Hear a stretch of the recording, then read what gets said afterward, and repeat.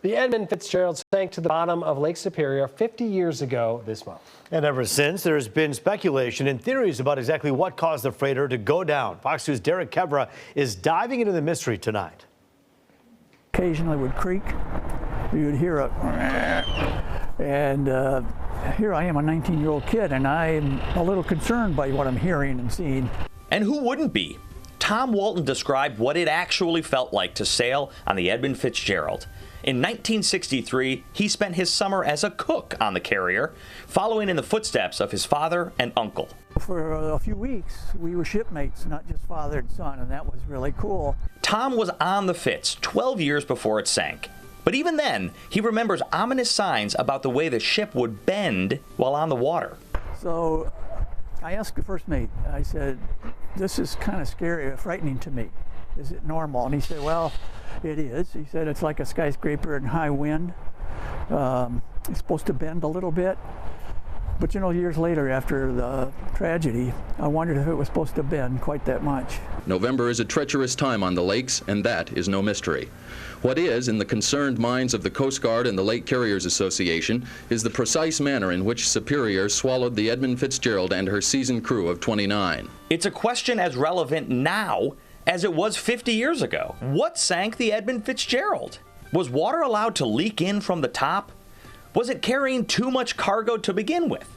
Did it strike unmapped shoals, sustaining damage to the hull as it raced to escape the bad weather? Boats sink. When they sink in this capacity, they sink for one reason.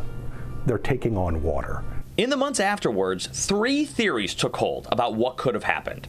The Coast Guard blamed unsealed hatch coverings that allowed topside flooding. The National Transportation Safety Board said a hatch had actually imploded, leaving a giant hole for water to pour in. The Lake Carriers Association said that the boat had a grounding incident near one of the islands. Now that damaged the bottom of the boat. Over time, as the ship swayed back and forth, it took on more and more water, causing it to lose its buoyancy. And so we talk about all 3 of them because we're never going to know. There are no one's going to step forward and say, oh, I was out there, I saw it happen. So there are no eyewitnesses to be found. Even former Fitzgerald sailors have their own theories, with some blaming poor maintenance. In Superior, in the shipyard, they repaired, I think, maybe a third of it. The whole keel was loose, not just half of it. The last people to see the Fitzgerald were aboard the Arthur M. Anderson, which had tailed the ship throughout the storm. By then, the Fitzgerald's navigation had been knocked out. There was observable damage on the ship, and the storm wasn't letting up. I asked him how he was making out with his problem. He said he lost those vents and he had a lift, and he said he was holding his own. It's almost like everything that could have gone wrong went wrong that night. So many of the accidents are not just one thing. It's never just the hatches. It's never just, the keel being loose. It turns out to be a series of things that go wrong, and that's what causes catastrophes, and that's why 29 guys are missing. Even as the cause is debated, trips down to the Fitzgerald wreckage reveal that the ship split apart at hatch 8.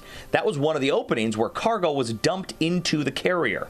The center of the ship disintegrated, while the back of the ship flipped over and landed upside down. And this has always been the mystery, and something I've never been able to figure out is why is that aft section flipped upside down only 150 feet or so, or from the Edmund Fitzgerald's bow section, which is right side up. It's one of the many questions that remain unanswered, and likely never will be. Trips down to the shipwreck are no longer allowed, preventing any further disturbance of what is now considered a gravesite. For many, that's the way it should be. The history of the Fitzgerald is not just about the last 5 minutes of her life. And those 29 souls, those 29 people who were lost on that wreck, their personal history shouldn't be written by their last 5 minutes.